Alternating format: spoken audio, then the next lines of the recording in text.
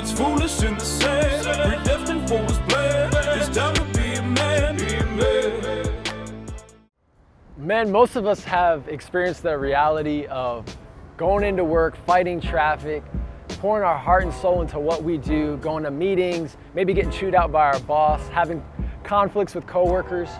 And then we come home and we just want to crash on the couch, we're exhausted. I call it the second shift problem.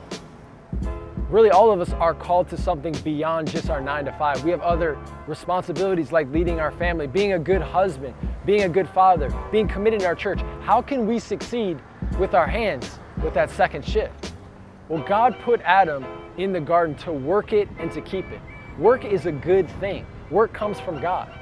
And oftentimes we think if we find that perfect job, if we finally get that dream job, we won't be as exhausted, we'll be more excited about what we're doing. But the problem is that Adam sinned. And that's the problem of sin, is that God put a curse on Adam because of his sin. And now, as a result, whenever we work, it's by the sweat of our brow. Work costs us something. We get drained from it, no matter what we do.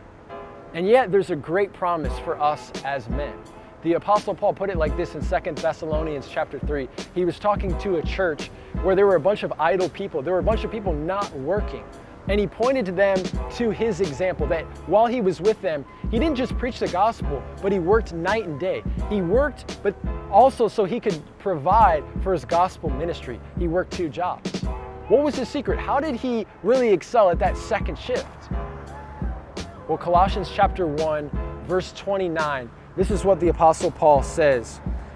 He says, "For this I toil, struggling with all his energy that he powerfully works within me."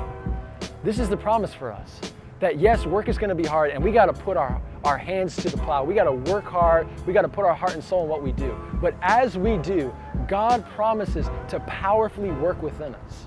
So that means when you come home from your job, you're exhausted, you're tired, you feel like you have nothing left, and your wife needs something from you, your kids need something from you, you can tap into that Holy Spirit who lives inside of you to empower you to excel at that second shift. Be a man.